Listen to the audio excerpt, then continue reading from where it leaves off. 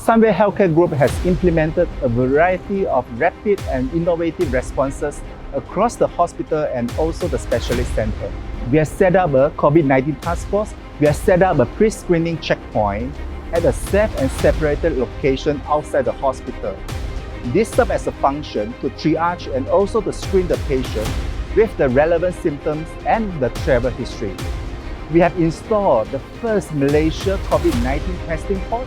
We also installed 2 negative pressure cabins outside the emergency department. This can help to hold the suspected cases before they are being transferred to public hospital. Sunway Medical Center is also the first private hospital in Malaysia to equip ourselves with a hyperlight disinfection robot made to disinfect the high-risk area inside the hospital. The biggest learning tool is we have to be agile and adaptable, as the new norm today may not be the new norm tomorrow. As we collectively tackle the problems, I strongly believe that we can beat the virus together.